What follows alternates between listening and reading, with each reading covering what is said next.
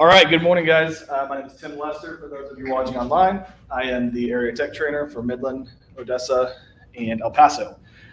If you have any questions, feel free to put them in the comments. We will try to answer them as we go. If we don't see them, I'll come back and respond later. For those of you in the room, thank you so much for coming in. Today we're going to do the contact to close class. This is A to Z. This is beginning to end. This is introduction to paid, which both of those are important. So we're going to go all the way through. And this is a command-based class. Everything's command except for the DocuSign portion, which is attached to command. And we're going to go from beginning to end. So first off, everybody, if you will sign into command, agent.kw.com. Make sure that you are in command. And we were going to start there. So you should be able to see my screen. My screen may look a little bit different than yours, but that's okay. Everything is that we're talking about today is going to be the same. Anything that's different doesn't affect. So we will go in and get started. So here is our hypothetical. Everyone loves a good hypothetical, right? Yes. Yes. Okay, good. I'm so glad Sarah's in here. So here's our hypothetical. You just went out to lunch at Grub Bar. You're sitting there, and you overhear the guy behind you saying, man, we really need to get a new house. This whole renting thing sucks. So, like the good stalker realtor you are, you will go next door and give him your card and say, hey, I'm sorry, I couldn't help it over here that you need to get a new house. Do you have anybody helping you do that? And they say, no, we don't. And you sit down, you order them a milkshake, and you talk through, like, hey, how can we help? How can we do this? And they say, I want you to help and be my agent. You've made the contact. Now let's get them in the system. So everything starts at the contact. First step is we're going to put that contact into command. So for those of you that do not know, you can always click the red KW, and it will tell you what those innocuous little icons on the left mean. So if you don't know that the house means home or that the little person with the mugshot means contacts, that's what you can click the red KW and it'll tell you. So we're going to start off in contacts, and we're going to add a new contact today. I'm going to jump over to my personal database so I don't make the team mad. All right, so what contact are we adding today, guys? Give me a name. Oh, we're going to make it up? Give me a name. Jim Bob. Jim Bob, okay. So we need to add Jim Bob into our database. So Jim Bob, great. And you know what, Jim Bob? We were smart and got Jim Bob's email when we were talking. Because if you don't, it's kind of hard to send him digital contracts. But we're going to do Jim Bob at my website because that'll actually go through. We're going to give Jim Bob a phone number. If you sat down and talked with me, you know that key pieces of information needed for anything, whether they are contracting or not, is we've got to be able to contact them. So let's get a phone number.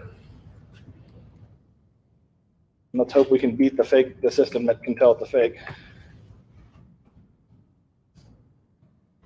And then let's tag them. Anybody that sat down with me knows that tags are super important.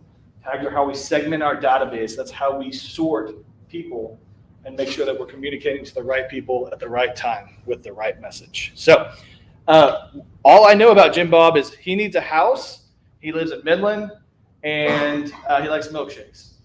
Great. Let's start off with those two. He's a buyer. So we're going to tag him as a buyer. You've seen that I even have a Midland buyer. I'm going to tag him as Midland buyer. So you add your own tags too? Absolutely, you should add as many tags as you want because the way you interact with your clients is going to be different than the way I interact with my clients. I don't go to dog rescue things. Courtney does, so she's going to have dog rescue tags. I don't go to the theater. Often, I don't go to the theater, so Sarah would have theater people.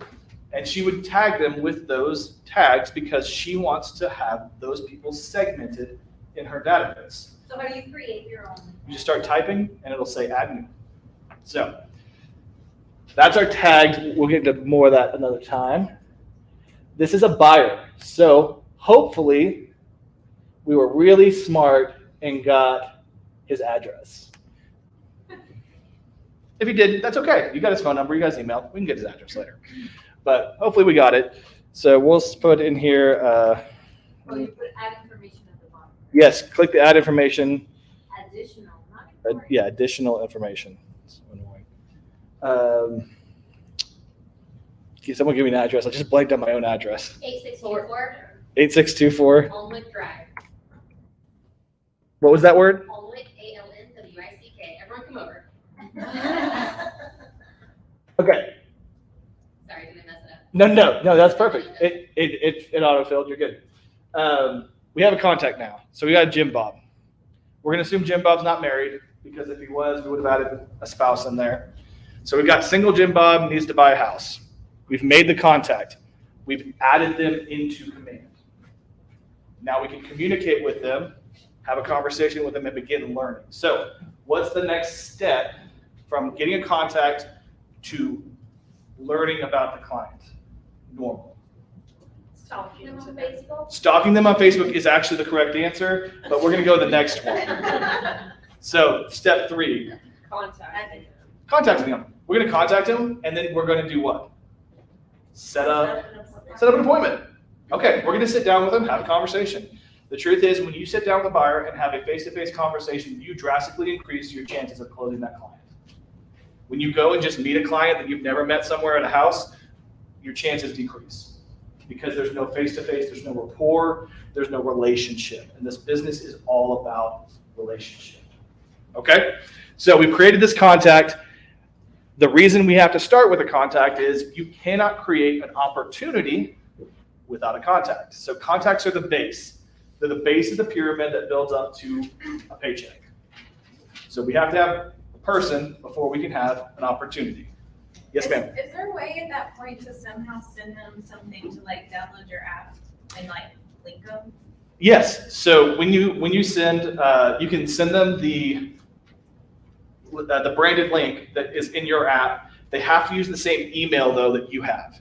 If they use a different email, they'll actually come in as another contact.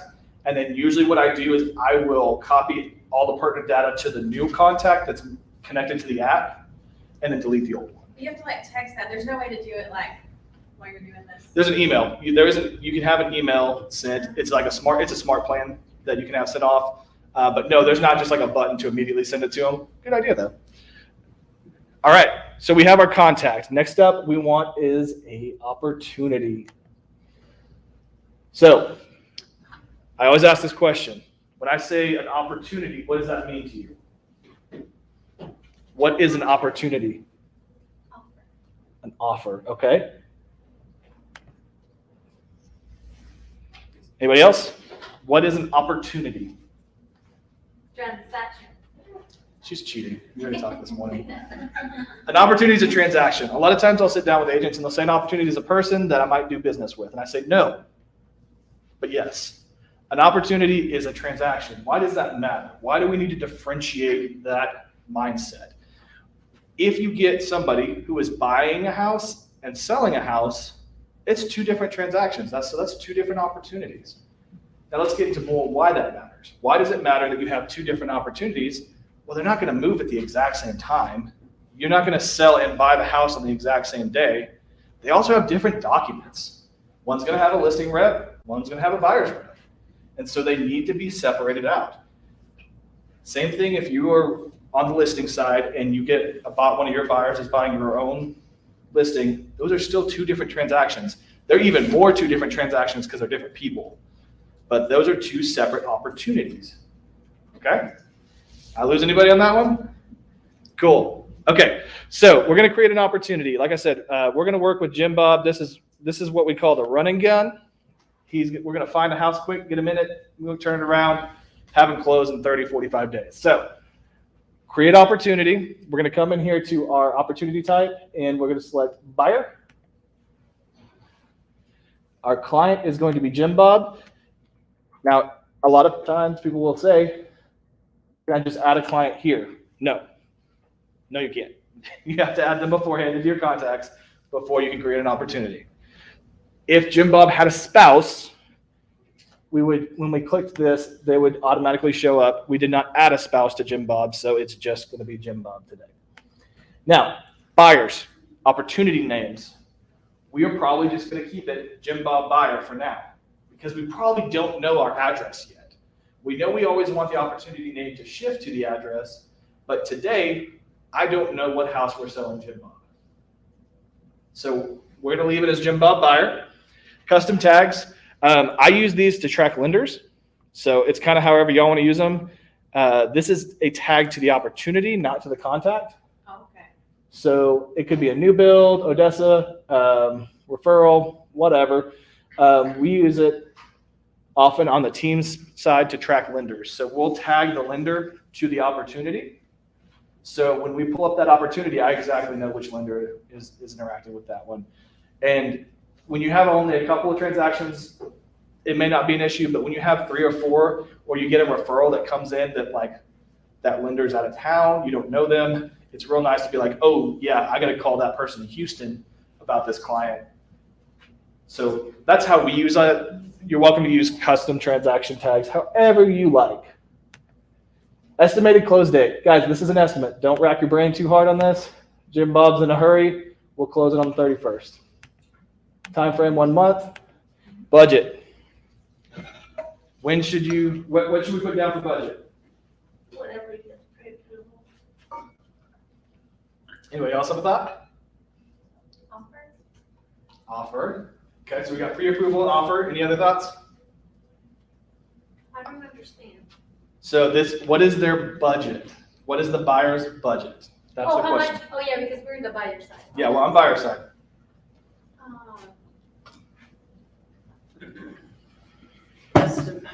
You're estimated like what you think they're actually going to purchase. What's the best way to estimate what someone's going to spend? The pre-approval? The pre-approval. I don't put a number here until we have a pre-approval. I can't tell you how many times I've had a client be like, I want to buy a $350,000 house. And I'm like, cool. Have you talked to a lender? They're like, no, we'll be good. Sure. And we get through that and they're qualified for 225. I've also had it go the other way. So while I'm making a joke and being negative, let me also be honest. I've had people come in and be like, I just want to spend 200,000, that's it. And I'm like, you don't understand, that's not going to be a whole lot here, but I'll be happy to search for you.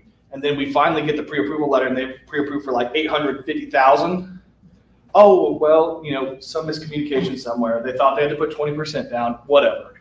There's always a reason. And I had one lady who literally doubled her purchasing power and still was only half of her total purchasing power.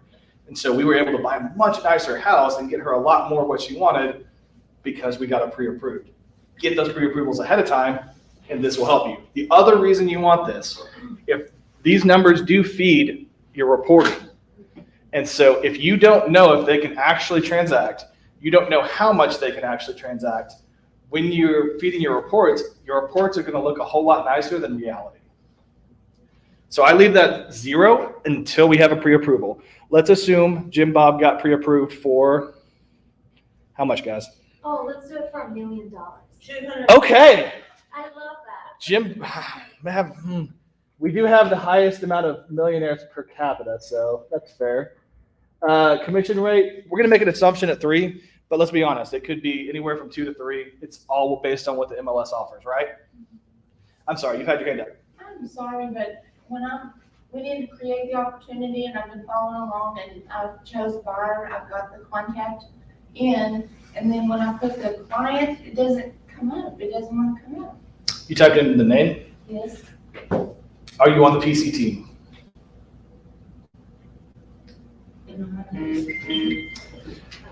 Yes, so this is probably, so change this. And type in the client's name. Oh. Try that. Yes, those of you in PC, there is a PC team database and there is your personal database. So make sure you're working on your personal database. Okay? That worked? Awesome. Okay, good question though. Hey. All right, so we got $1 million buy, commission rate 3%. We'll just make an assumption. We can change this. Every single thing on this can be changed except for, is it a buyer or is it a seller? Get that one thing right, please, because if you don't, you have to delete the whole thing and make a new one, which is super frustrating if you've submitted stuff to compliance and then you get about halfway through and you're like, oh crap, I got to do the whole thing over again. It's got to be resubmitted to compliance. Get that one question right, you're going to make your life happier. Okay? We're going to start at the very beginning. Cultivate, watch. So we hit create. So we have our opportunity. This is what an opportunity looks like. Inside of it, we have details, which we can update. So like I said, you can change a lot of those details whenever you want here.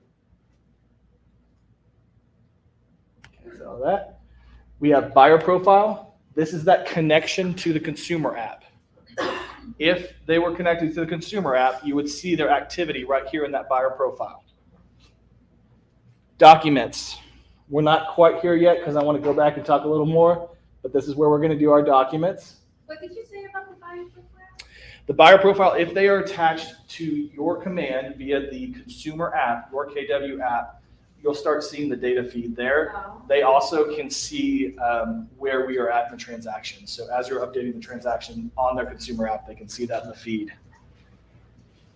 But before we go any further, I want us to first talk about how do we get back to this screen, because I get that question a whole lot. So let's go back to opportunities. And we built a buyer's opportunity with $1 million. So where's the opportunity when you're looking at the screen? Should we cultivate or the buyer? How do you know that? This is a really easy question. This isn't a trick question. Because it says, it should tell you right there that it's $1 million. Because I have a 1. We had zeros, and now we have a 1. So we have one opportunity in our cultivate, and it was $1 million worth of budget. So we talked earlier, this is my reporting, and it's based on that $1 million. As it moves throughout the transaction, that number is going to go up. Because our potential income is $30,000. Right now, based on historical data, realistically, I'm best case $1,500. So the further they get the transaction, the more money you're likely to make. Okay, questions on that? Perfect. Okay, so let's click on cultivate, and we're inside of that section, and we have watch, nurture, and hot. Okay, so what does that mean? What does watch, nurture, and hot mean? Whatever you want it to. Whatever you want it to mean. That was a trick question. It's a business decision. What does watch, nurture, hot mean to you? So to me and my team, 12 months, 6 months, 3 months before we're having an appointment.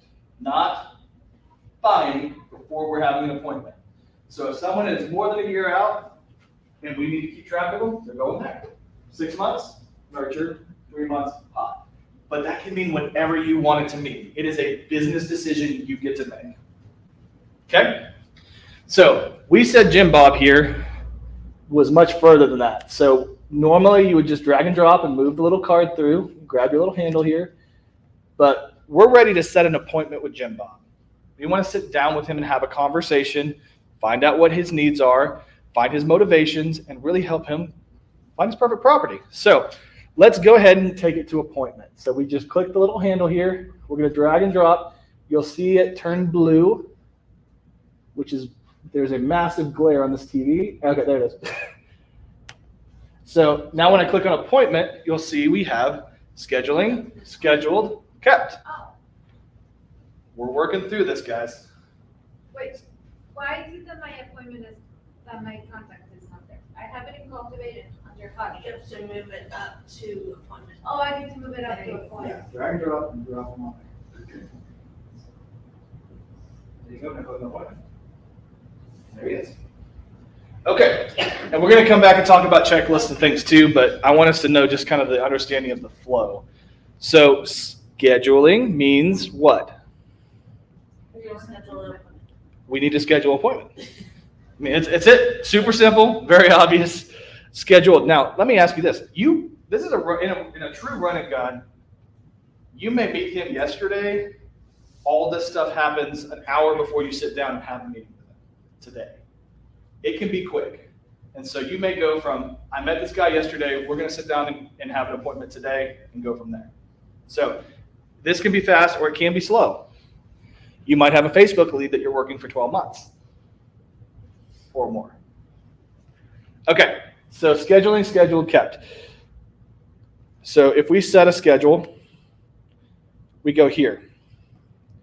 And for your own records, I want you to actually note the dates. So when you click on the blue text, it takes you into the opportunity itself.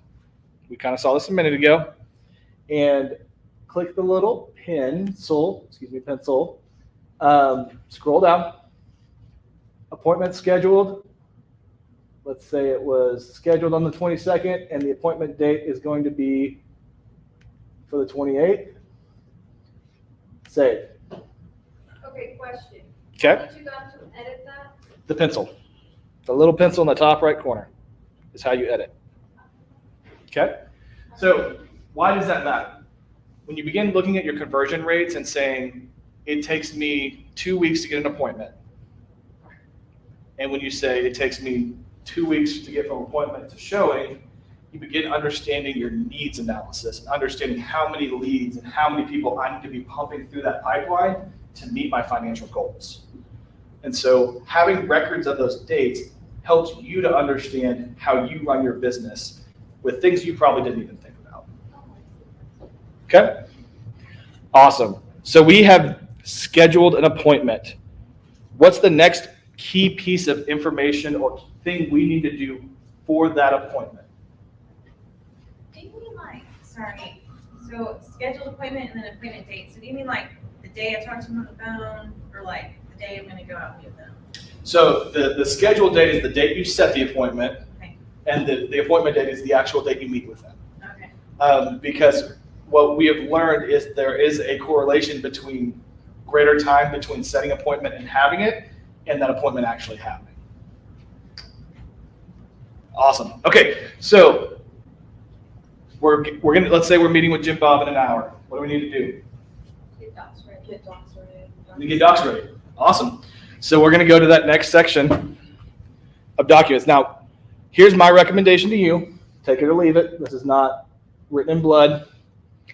I always take a copy of my documents printed and let them, when we review them sitting down, and then I send them digitally for them to sign. I say, hey, you can keep these copies if they're gonna do digital signature. I also deal a lot with elderly clients who are not gonna do digital signature, so having those physical copies is a good backup because I can go ahead and get them signed. Now, there's two pieces that you may not know yet. Well, and this doesn't affect buyer's agents as much as listing agents. When I go on a listing appointment, and I realize I'm breaking script here, I usually am not 100% sure on the list price. I'm usually not 100% sure on the list date. And so I leave those blank, handwrite them in, and then initial. If you do type out everything on the document except for those two things and they're handwritten in, all parties must initial. Okay? That's a fun little broker thing. But that's listing side, not buyer.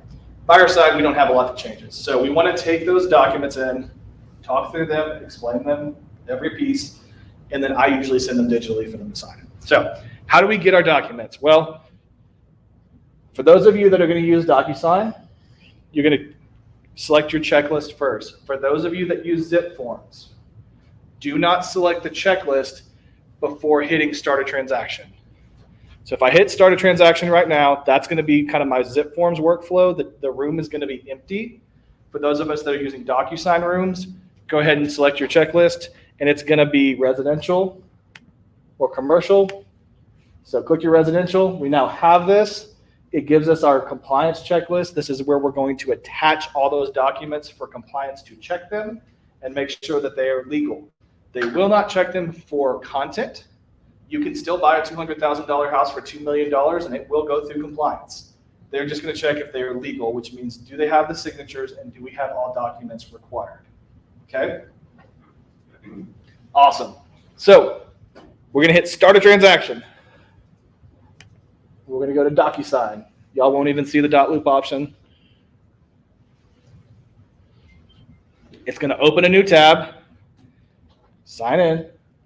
It should autofill your email, autofill your password. And we have just created a room. So y'all may have heard us use this terminology when we're talking about DocuSign is you have a room. Every opportunity has its own room. In that room, you can put whatever documents you want, even if it's like an inspection report, whatever. You can dump all your stuff there so you're organized and everything is held in one spot. Also, this is really good for your hit by the bus plan. A lot of agents don't have a hit by the bus plan, and what happens is if something happens to you or your family and you have to be gone and the broker or another agent has to step in to take over, if everything's not in that room and they're having to like just filter through emails and all that stuff, you have created a nightmare for yourself. Okay? Let's keep everything possible in that DocuSign room so it's accessible to you. And if for some reason someone else needed to get into it, they could, and it's all in one nice spot. Okay? So because we selected the checklist and then started the transaction, it automatically puts the required documentation into the room. You don't have to go to hit add document and add. That's my point, how we use blank. Use blank, did you select the checklist first? Yes.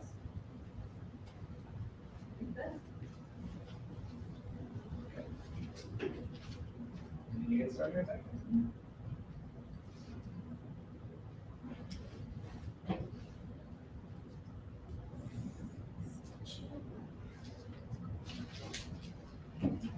I've never used it. Okay, that's all right. We'll show you how to add them too. So if for some reason it doesn't drop the required documentation, you can come in here to add and then DocuSign forms, and you'll see this nice little pop-up. We have made two groups, common residential buyer forms and common residential listing. We also have our KW360 group, which has only our ABA. There's nothing else in there. And then if you need a form that's not in those groups, the TXR is every single possible form you could ever need. So you can come in here to your residential buyer, click on these guys. We've made this group. You can grab whatever document you need. Is that working for y'all? Some of them are, like, the listing agreement's grayed out and says in use.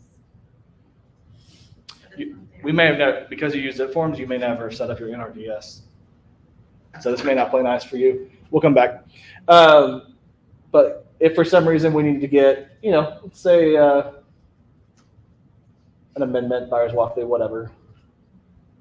You just check it, maybe, and hit add selected, and it'll add that into the room as well. So we have our documents. The next thing we want to do is fill out the documents.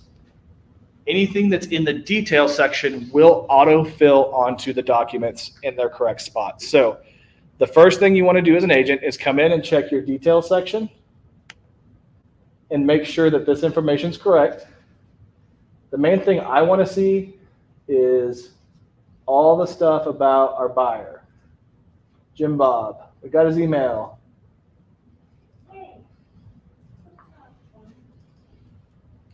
And then if we need to edit something, you can click edit, change whatever you need to change.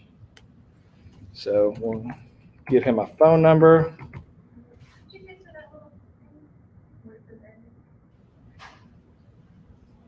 Edit in details. Sorry, you got to be in the details section to edit. And so what we're doing is we're saving ourselves time and headaches by filling out a sheet that has most of the information that's going to autofill onto the contract. And do all of the contracts? This one within the room, just that one room. That's why every opportunity gets its own room, is because you don't want Jim Bob's information going on Joe Blow's contract. Yeah, so in this room, Just like this all of the contracts that, Mhm. oh, that's so nice. It is. Okay, so we'll save that. We're going to come in and fill them out. So we'll say IBS. You can come in here, you can manually fill it out. You can also set up templates. We have a couple videos online on how to do that, but you can set up templates that will autofill. It's really good for an IABS because your IABS never changes. It's literally the same every single time. So this one is not filled out because I didn't apply templates. So if you have made those templates, I'll show you how to use it. You come in, right click, apply from template. It knows exactly which one to use. You hit apply. And now when I click on it, it should all be filled out nicely.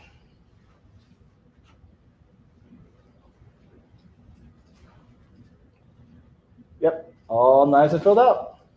Ready to go. Have I lost anybody yet? I'm trying to look for my IDS here. Oh, it's this one with no permission. Okay. Yeah. Probably because we did that thing before. All right, so we're going to save and close. Now, I said specifically, I print these out. So to print out directly from DocuSign, all you need to do is right-click, print. It'll give you the nice little print thing. You hit print, and we'll kick it over to Agent Bar. Great, awesome. Printed, you can get all of our forms and go. Now, the next question you're going to ask is,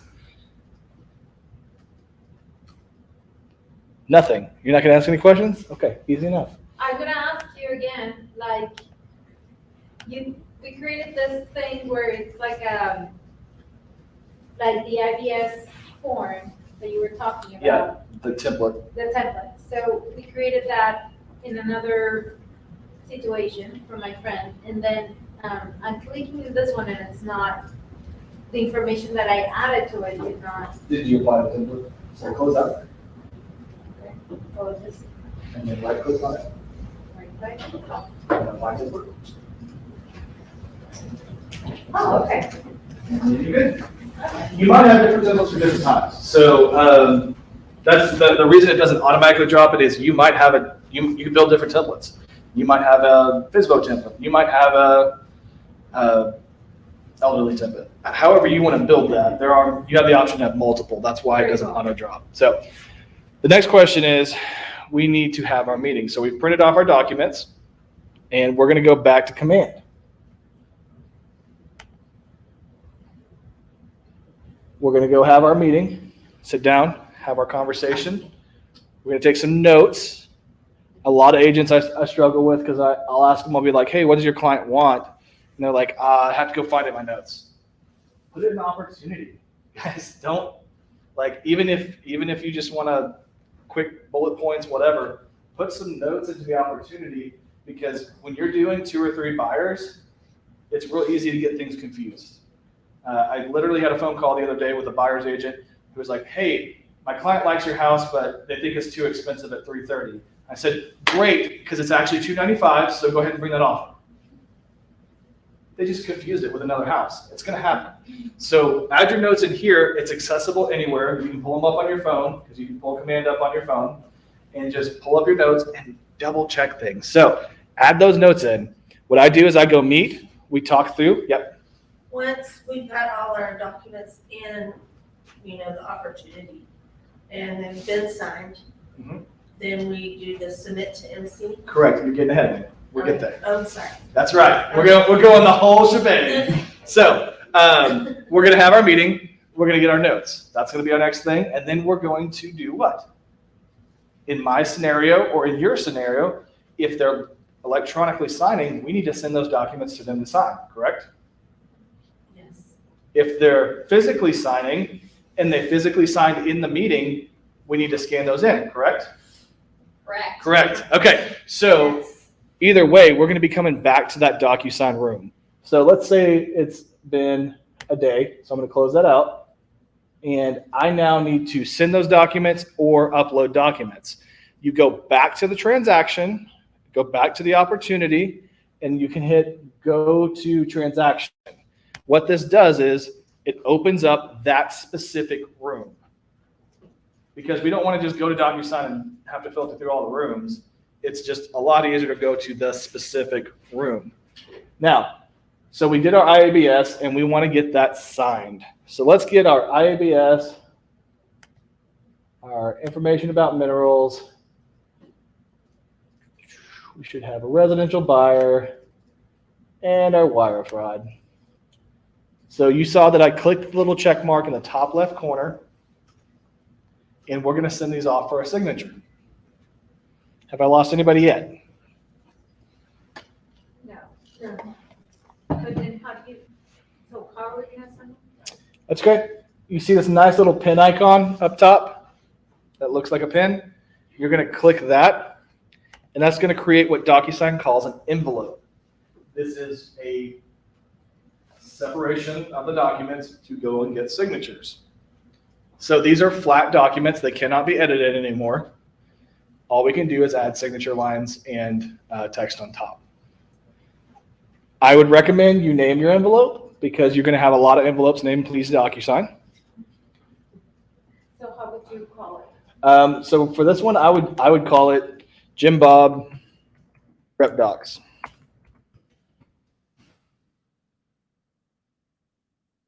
The next step is adding our recipients. So we're going to add the people that need to sign. This is a very important step that if you don't do this, you're going to have a headache. So everyone listening. Okay, I want everyone to look at the screen.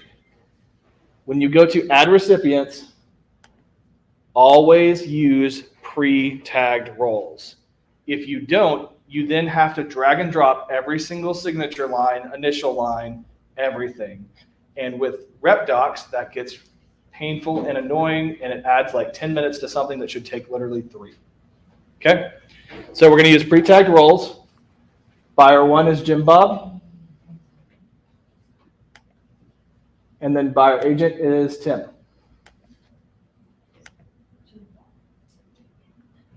And then buyer agent is, You. You are the buyer's agent. Okay? The next thing I want you to pay attention to, you don't have to do this. This is my recommendation to you. I changed the signing order to where the agent signs last. What that means is if I sent this right now, we would both get it at the exact same time to sign. And it's possible you don't sign on the same day, which we know for lead-based paint and sometimes for wire fraud can get flagged by compliance. So I always sign last. So I changed myself to a 2. If there was 3 people, I would have 1, 1, 2.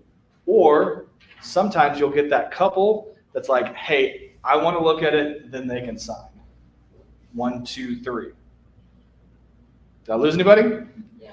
Prime example here in the oil field. We have people that, and this has happened often, I will talk with usually a gentleman, and he'll say, don't give a damn, she's in charge, talk to her, she's going to do everything.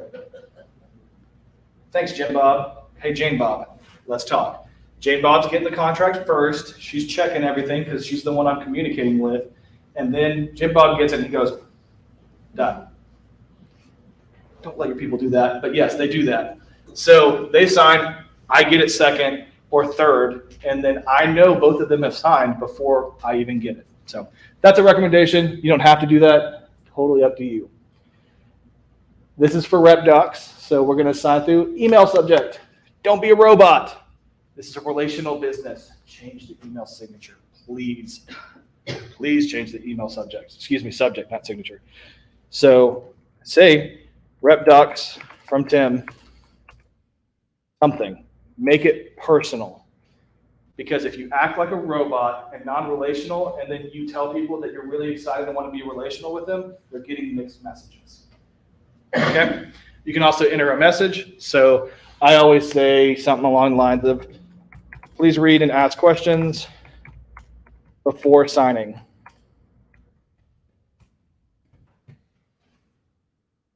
Good spelling for the day. Do all that. The next thing we're going to do is hit the big yellow button. The big yellow button, so scary. Everyone thinks that's the send button. That's not the send button. That's the check button. So it's going to load up every single document. And because we use those lovely pre-tagged roles, they're already there. We don't have to drag and drop initials. We don't have to drag date things. We don't need to drag in all that. That's ready. That's good. Lovely. Lovely. Oh, look, there's mine too. And for any questions, if you don't know who's who, it's color-coded. Jim Bob is yellow. Tim is blue. Yay. Initials. Initials. I love Rep Docs. Yay. Okay, we got our signatures. A couple things I will recommend. For some reason, I always kind of like move them over. And then I tend to shrink these because they're pretty fat. Because they will go over. We have like a really high security on the dates, so it's like military dates. So get that done. Awesome. So one thing I do want to talk about, I have a lot of people ask, like, oh man, I assigned the wrong person, or I signed Mr. Bob and Mrs. Bob upside down. You can go back and change that, or if you're in here, you can actually just highlight those. So if I drag and highlight, and that's supposed to be me signing, I can just change it right there to whoever the correct person is supposed to be. Yes. So the seller and buyer part that is empty, don't you have to put a name?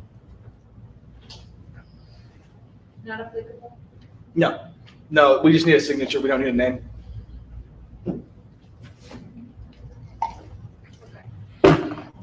Awesome. Okay. So when I hit send, that is the send button. And so it is now going to Jim Bob and then to me. So what does that look like? Well, I'm going to get an email in about 90 seconds. That's gonna be their caliber news, right? Well, I'm pretending to be Jim Bob right now. So Oh. it's going to kick over to Jim Bob. Huh. Except I typed in the email wrong. Whoops. So if you do this is great. Okay, this is a good learning opportunity. Let's say you did misspell an email. So when we type that in, you can come in and it's going to show that it's undeliverable because that email doesn't exist. You can go in and edit or correct. And when you go down to your people, you can fix that email. Tuga, not Trotuga. You thought you were spelling it. I thought I was, and I was not. That was actually a mistake earlier, though, so we'll call that. And so it will resend. So it won't send it to me unless it gets to Jim Bob. Correct. I'm going to play both roles right now. Because I actually sent it to you.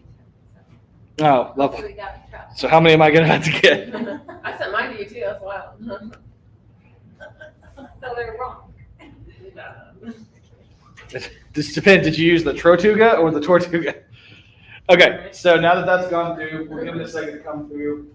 I want you to see what the signed documents look like and how to tell the difference and how that really helps with compliance, because it does make compliance a lot easier. So I just got the email for Jim Bob. So we're going to sign for Jim Bob real fast. They're going to click on their phone. It's going to open up. And I would totally recommend, guys, run some ghost transactions, some practice transactions, and go through it. Put like a husband's email or something down there, wife's email. If you've got multiple, do that. Practice this and see how the interaction is, because what will happen is you're going to have clients at some point, oh, there's Lawrence, that just don't know what they're doing. And if you haven't done it, you can't really help them, right? So walk through this process a couple times. But we're going to go ahead and sign on these for Jim Bob, ugliest signature in the world.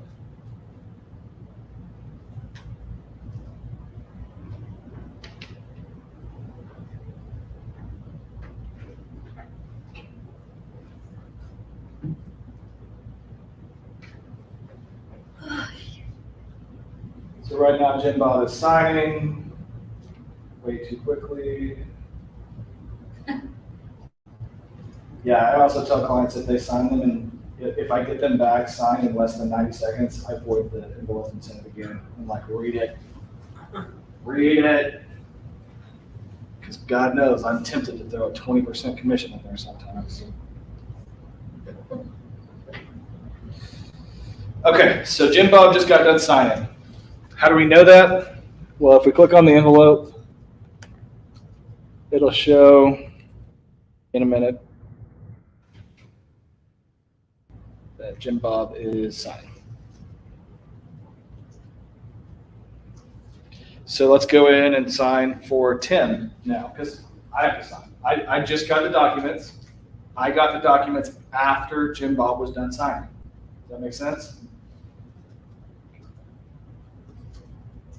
All right, so I'm now signing as Tim. to sign all of our rep docs.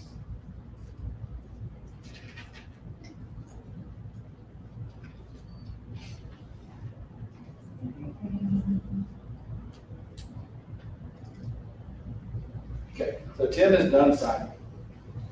So after a couple minutes, what you'll see is that you'll get an email as the agent saying, hey, everyone's done signing. It'll have PDF copies of those signed documents in that email, and it will drop them back in the room. So if we come here to documents, we'll give it a minute, because wait for the email to say that everybody's done signing. Just got the email saying everybody's done signing. There's PDFs. Yay.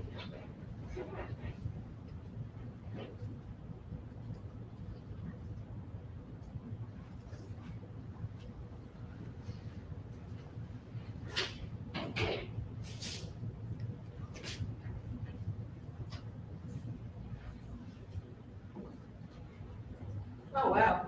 Jim Bob. Jim Bob's signing your stuff right now. Sorry about that. Hey, why not? I didn't know it was gonna be all of this. This is why you run those ghost transactions. Now you know. Thank you, Jim Bob. Jim Bob's a nice guy. Got a bit of a...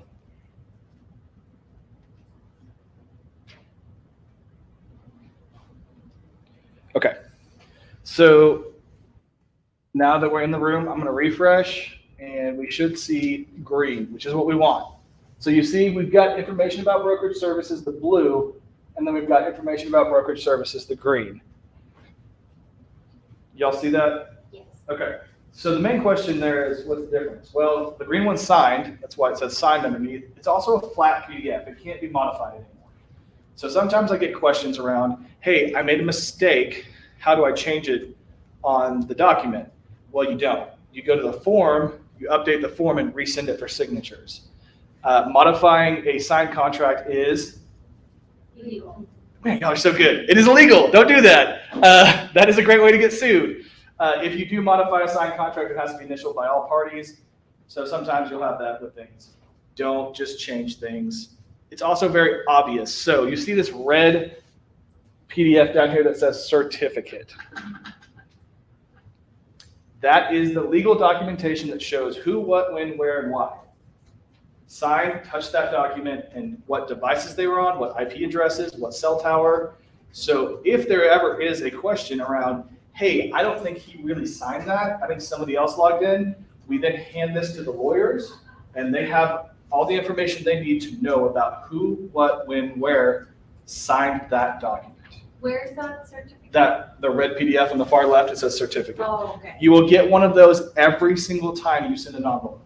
So where do we save that? Just leave it in there. Don't Okay. mess with them, just leave them in there. Hopefully you never need it. Okay? Yeah, we've had one instance, as far as I know, in the past 10 years where we've had to hand that to a lawyer as a whole company in KW for Midland. So it does happen, not often, which is good. Okay, so we have the signed ones. What's the one more thing I want you to notice about the green ones? What does it say different in the title? It says signed. Why does that matter? Well, when we're going to do compliance, it's a lot easier to search by the documents and apply them if it says signed. Okay? So let's pretend we have met with Jim Bob. We're in the searching phase. We're looking for that house.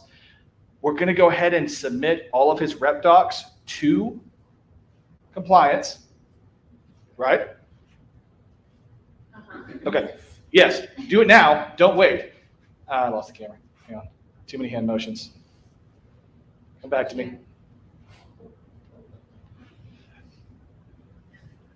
Why do you hate me? Love me. Be my friend. I'm sure the people online are like, what the hell is going on? Follow me. Okay, we're just going to work with it. All right, so we've got these. We've got them signed. We're going to submit them to compliance now while we're searching. Don't wait till you're under contract to submit these to compliance. Submit them now, okay? So let's go back to command and see how that workflow works. So inside Command, we're at our checklist, our compliance checklist. We're going to come over to this nice little drop down that says attach files from, and we're going to switch to DocuSign. And what that does is it opens the connection between the room and compliance. Now, when I'm looking at my different documents, IABS, I will hit select, and I can go to information about brokerage services, signed. Great, that's done. Buyer's representation, signed. Great, that's done. Information about mineral clauses, signed. Great, that's done. Wire fraud, signed. Done. Do y'all see how easy that was? That's how easy it's supposed to be. No download, no upload, no 35 steps to What get is a compliance. Is it like a, Compliance is, we have multiple compliance officers that look at your stuff and Oh. say, are they legal? okay, We don't check for content. You can still buy a $200,000 house for $2 million, but it is going to make sure that they're legal.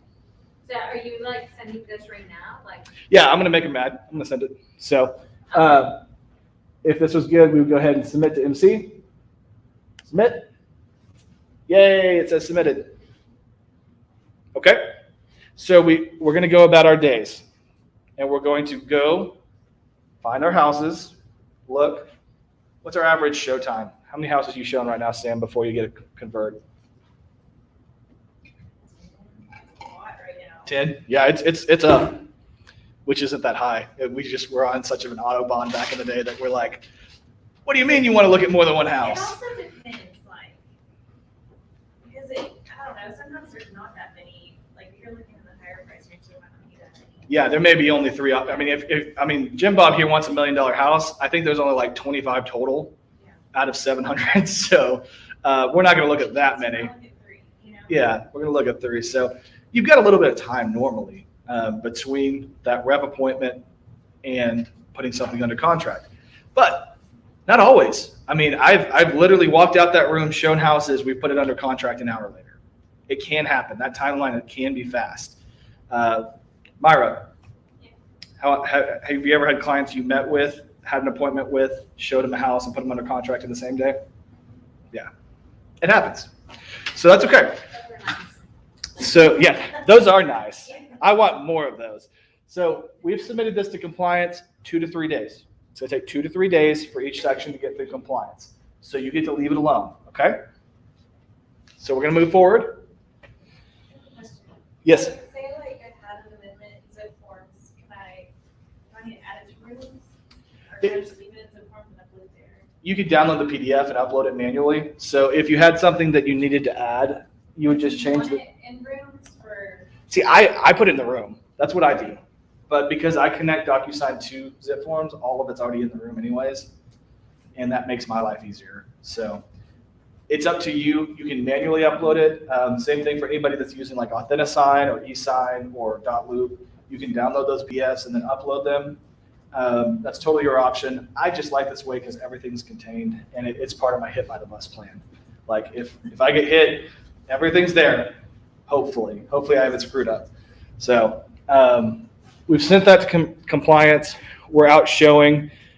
Do we want to talk about safe searches? I feel like we had a good question about that earlier.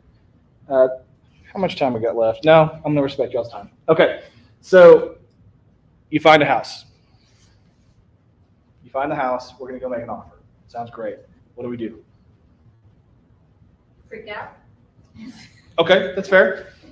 Call Sarah. Sarah, I did the thing. Now what? What do I do? And Sarah says, breathe. Okay. All right, so we need a contract. We need to write a contract. We need to get amendments. We need to get addendum, all that fun stuff. So we're going back to DocuSign. So you can go to transaction. Thankfully, I've still got mine up. We're going to pull up our 1 to 4. So I'm going to come over here to add DocuSign forms, residential buyer, and I'm going to grab my 1 to 4. All right, what else do we need? okay, I'm lost. Where do I go again? What else do we need for an Third-party offer? financing. Probably. I mean, I don't know. He might have $1 million cash. Jim Bob's kind of loaded apparently, but most likely we're going to need a third-party financing. So let's grab that. There it is. How old are most of our $1 million listings right now? You think they're gonna need lead base? Nah, Nah, okay. Y'all are they wrong. have money. Y'all are wrong, but okay. Oh, gosh. Non-realty, Like 5 and older then. yeah, they're all very much in that lead-based paint range. Oh, gosh. What else we got? Mineral reservation. Mineral reservation, yes. Covered addendum? We don't need that right now. Nah. Okay, let's say we got lucky and this is all we needed. We just needed minerals, which realistically, if you're a buyer, come on, seller's agents, upload that stuff to Navica so it's ready to go. You can download that from Navica, but if let's say they didn't, we're gonna do a third-party financing, 1 to 4, and our reservation. So again, open them up, fill them out. Nothing too crazy here. We'll say seller reserves all the mineral loans by the state, this is our most common mineral reservation right there. Those 2 check boxes and you're done.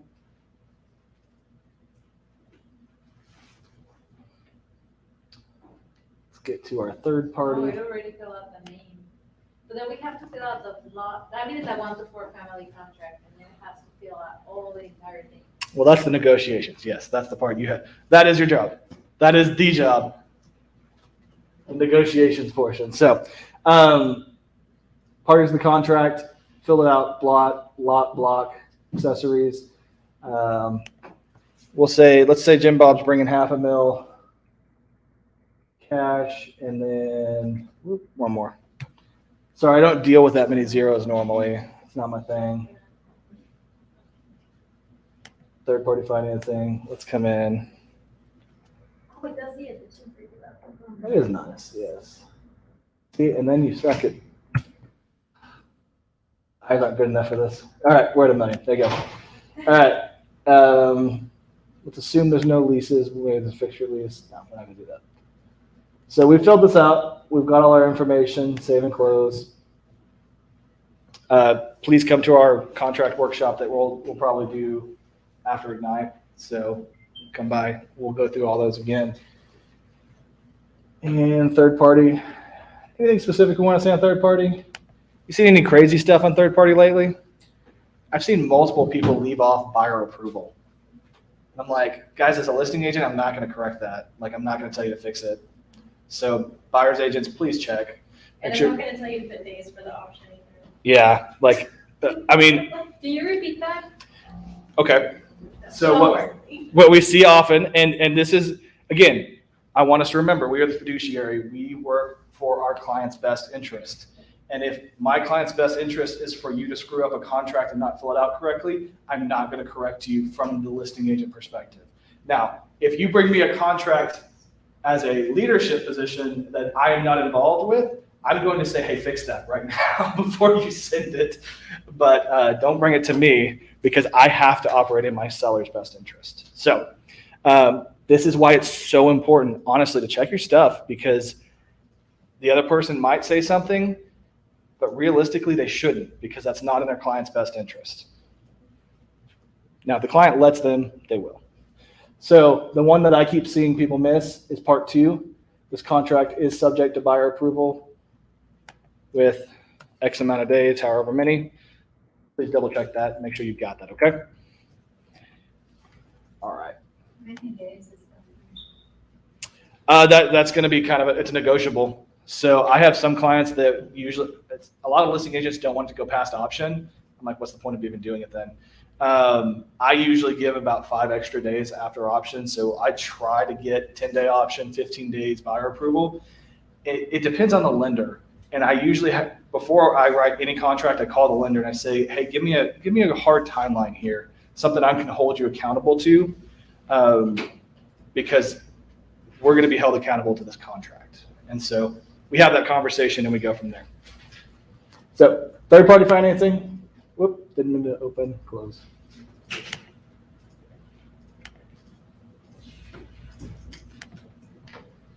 What else did you say to add after third-party financing?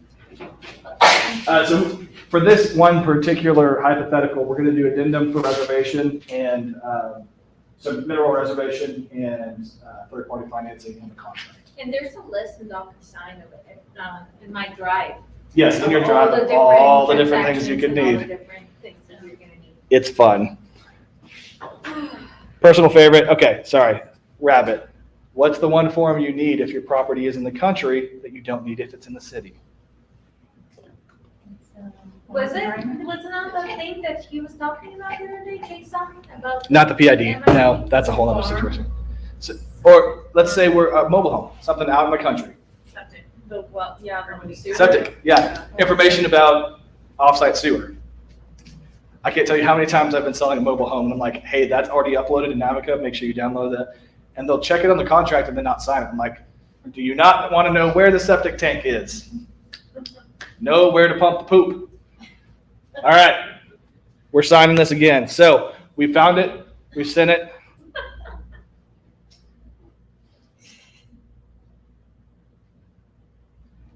This should feel very familiar. We just did it. So same kind of process here. We're going to come in, add recipients. We're going to use those pre-tagged roles. Now, as an agent, I'm not signing anything this time, so that's cool. It's just going to be Jim Bob.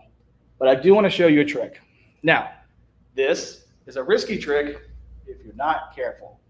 So double check your documents. But I personally do not want to get the documents back, then turn around and email them to the listing agent. I'm efficient and don't like that. So what I do is I go to add recipient, email address, and I will add this in Your listing agent. to the listing agent. So what's your email, Sam? Samantha Smith. So it won't send it until, it won't send it until Jim Bob signs it. As long as we make this 2. Yes. But they do get a little thing, just so you know, that says like documents have been sent or something like that, so it can be confusing. Yeah. Well, they don't get it. If you do the 2, they don't get it until they're done signing. I do. Do you? Well, I mean, I don't know, it comes from somebody else, but. A lot of people don't do the signing order right. Yeah. So do the signing order right so you don't make Sam mad. Okay? But this is really nice because what happens is when Jim Bob is working a 12-hour shift and doesn't have any signal, he might sign that thing at 2 a.m. I don't know. If it automatically sends over to the listing agent, the second he's done signing, it goes. And so this is a really nice efficiency trick. Now, double check your documents, and I tell my clients, do not sign this until you've read it and asked all your questions, because as soon as you sign it, it's going to the listing agent. Do you get something that says that it has already gone to the listing agent? Yeah, you get an email saying that all the things have been delivered. So, okay, so we'll run with that here. But you need to like change it to, oh, were you gonna do that? Yes, thank you for pointing it out. So change your subject to offer on 123 Main Street. That's not even yet. Yeah. Oh, yeah. So change it to something that way when the listing agent gets it, they're not like, please DocuSign. I don't need to sign anything for these people. They're stupid. Change it to offer. Make it something good so they understand. So we will go ahead and fire that off.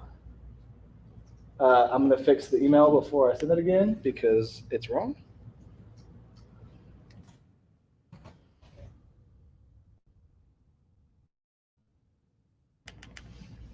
Are you recording this training, by the way? Yeah, we are. It is I'll on. watch. It is on to Facebook. Okay, so we're going to go in. We used our pre-tagged roles. Because we used the pre-tagged roles, there is a lot of stuff saved. Less headaches. I know it's right. I'm going to hit send. Oh, add fields. I made a mistake. And it was on Sam. So I made her a signer instead of a receives a copy. It was trying to make me have her sign something instead of receiving a copy. So change that, fix that. Lovely, lovely way to learn from my mistakes.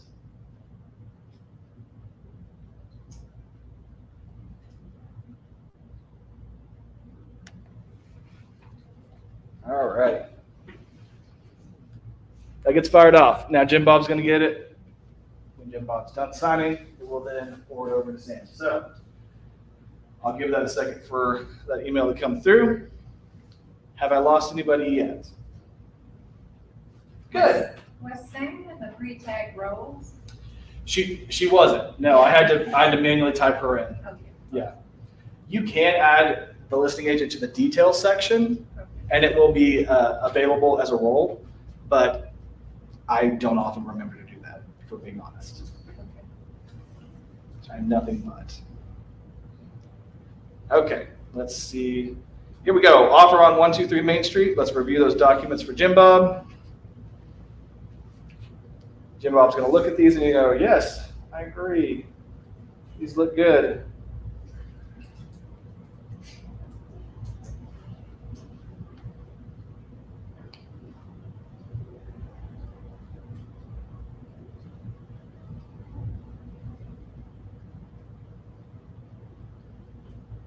Jim Bob is a good name for a dog. Dog, just name Jim Bob. I'll leave all dog naming up to Courtney. Turtle naming. Okay, so Jim Bob just finished signing. And by the way, you will get DocuSign notifications on your phone as well. Every time he looks at it, every time he signs. So on top of the emails you're going to get, you're also going to have 1,000 notifications. DocuSign does over-communicate, and I don't think that's a bad thing. It's good to know what's going on. So Jim Bob has finished signing. That should kick over to Sam's email, if I did it right. Okay, cool. So the listing agent just got it. Great. They can respond back and say, hey, awesome, good work. We like the offer. We're going to sign it.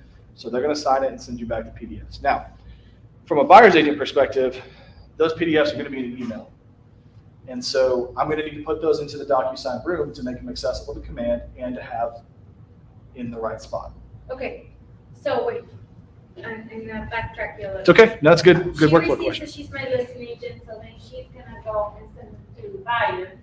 I guess through DocuSign as well? I mean, to the seller. Yeah, And then the seller is gonna also sign it through DocuSign. whatever they use to sign. Okay. They might use DocuSign. They might use Dotloop. They might use Affinicign. They might hand sign. It doesn't matter. Okay, And then she's going to send us back the PDFs of everything signed. and then we're gonna save it in the room. And you're gonna put it in the room. Now, the one thing I want you to pump brakes on is because you're gonna be tempted to just go do everything in compliance and submit it. And the one thing I see most often in compliance failures is they did not get it executed and received. So don't miss your execution date and make sure the title receipts it. If title doesn't receive it, compliance is gonna kick it back every time. So I don't submit that until the title company sends me a copy of either the receipted page or the whole thing receipted. And if they haven't done that, make sure you call them and ask them for that. So who sends it to the title, I mean, we send it to the title company, right? You're the buyer's agent, it's your job to get it to the title company. Correct. Who are you rolling your eyes for? Oh, sorry. Okay, I thought, it was me, I was like, am I wrong? No, sorry. Have I been doing this wrong for the past 3 years? No, buyer's agent, the person making the offer takes it to the title company because you're also going to usually have the option money, the earnest money, all that to put into escrow. Okay. And so it's the buyer's agent who delivers that to title. You need to do that within how many hours? Or how many days, I guess it's technically written as days in the contract. 3 days. 3 days, yeah. You've got 3 days to deposit all that. If you don't have an option period. So as a listing agent, let me just tell you, if the receipted page says 5 days after, I'm not going to honor your option period and I'm going to probably go after your earnest money.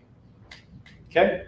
So make sure we're working in the best way for our clients, that we're going to go in, we're going to do our best for them and honestly get it in the next day, unless it's a weekend, which, good gosh, it happens all the time. I can't tell you how many contracts we execute on a Friday. I'm like, ugh. So then I'm sitting there with clients' money Saturday or Sunday, and then Monday I'm going in at 8:01 a.m. to drop off and get receipted.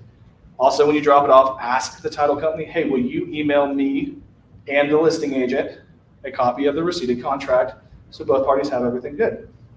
Once you have those receipted contracts, you can drag and drop them into the room. It's super simple, so I'll show you kind of, we'll just grab a random PDF that I have in downloads. Oh, it's on this side. Sorry. I was like, where is it? So we'll pretend that, I'm sure there's some PDFs in here. Yeah. We'll pretend this is our contract. You can just grab that and drop it in, and it will upload it. Super fast, super easy, not difficult.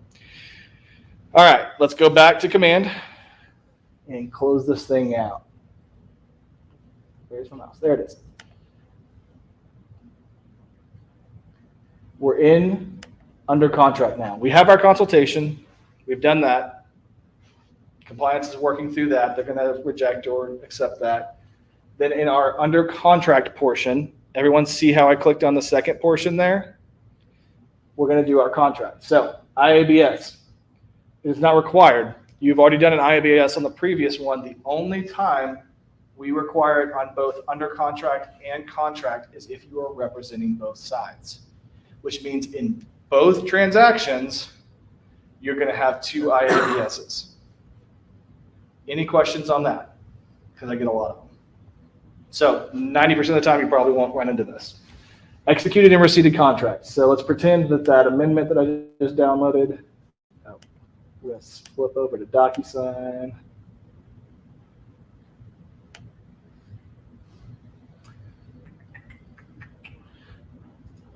We'll pretend this one's good. Also, one thing, just kind of throw it out there, you can type. So if you're in here and you have like 1,000 things, you can type in third-party financing and it will filter down. We also have it set up to automatically take out the forms. So that it only puts the flat PDFs as options to connect, so you can't accidentally attach a form that's not signed. All right, what was our third one? Reservation, yeah. Okay. We've got all those signed. We would probably have a seller's disclosure, appraisal district printout. That is nothing more than going to the appraisal district and printing the page. That's it. That's all we need you to do. That's so we can keep an eye on the taxes, because 30 years ago, somebody's taxes changed in the middle of a transaction and they got really mad. So now we have to have that. You'll have that. You'll submit it to the MC for compliance. Awesome. The next step is going to be your appraisal. Well, actually, the next step's option. So let's say we get through option, no issues. We get to appraisal. If it appraises, great. If it doesn't, what are we doing?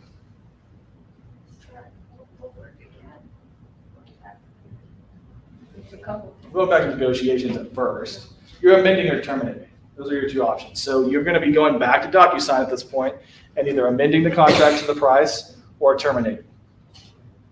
Okay, I'm not going to walk you through that. It's the exact same process. So the next step there is let's get paid.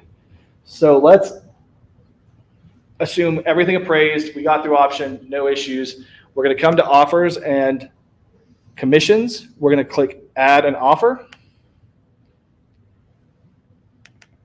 I recommend doing this as soon as you get out of option. Okay, go ahead and submit.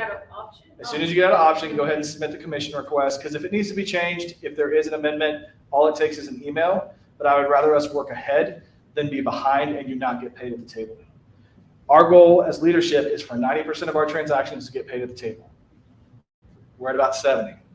So help us help you get paid. Yes, Sam, I'm looking at you. So we'll call it offer. In here, you're going to put your details. So we'll say it's closing October 31st. What was that address again? 8624. Alnwick, ALNWIC. Everybody can look her. It's beautiful. You can also select from KWLS. So if it's listed in the MLS, you can click that and find the property via the MLS search and then attach it. I just had to use hers because we didn't do that. All right, parties. We're going to say seller is Jane and it is Sam Smith. Fill out all this information for your own record, just to kind of keep a track of it. We said we did 500,000 cash and 500,000 financed. And we'll say we did 1% earnest, and I don't know what option fees are on luxury houses. Is the same. Sorry, I don't deal with luxury houses very often. We'll say 0, and we'll say, why not? We'll do a $500. Okay, agent analysis, pros, cons. These are your notes. Just kind of help yourself understand. This is more helpful when you're making multiple offers. So if you've had to make multiple offers on multiple properties, maybe they couldn't get one, they lost one, you know kind of what they liked, what you didn't like, and maybe that'll help you with the next offer to get the next one accepted. All right, so we save that. And we're going to accept the offer. The next thing we want to do is manage that commission. So we're looking at the commission. We're like, okay, awesome. It was a 3% commission on $1 million sale, 1 unit. We're getting a red flag. Y'all see the red flag there on contract date. We need to fix that. So we'll hit edit general information. Say we went under contract September 29th. And the close date is 10/31. You'll add your units in. You'll edit your agent information. You'll see your splits and your caps. It will calculate those in real time. And if you need to make edits there, you can. The other thing you can do is, excuse me, not the other thing you can do. The one thing I need you to do is tell us what title company you're closing with. So when you click add note, I need you to tell me which title company you're closing with, because when they send the DA, they usually put the title company on there. So if you're closing with Tall City Title, the Tall City Title. If you're closing with Basin, the Basin. Simple request.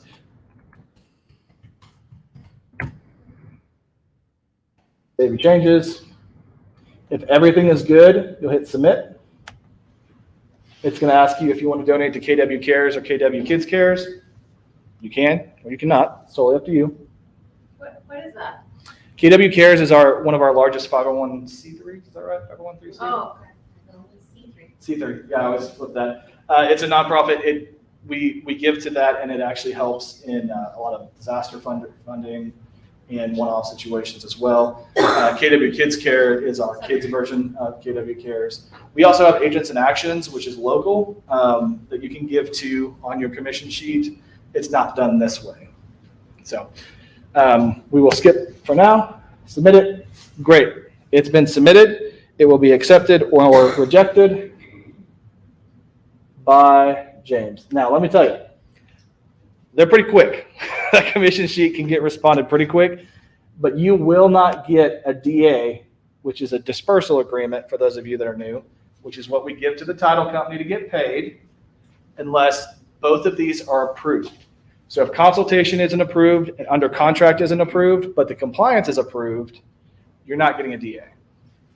So fix your stuff. If it hasn't been looked at, or if someone hasn't responded in 72 to 3 to 4 days, let leadership know. We'll check on it, figure out why it's taking so long. Okay, so question, whenever it is approved from whatever the little trolls, that's your Yes, information, how are we gonna find out? Is it like email? you'll get an email and you'll get a notification. So that's a great question.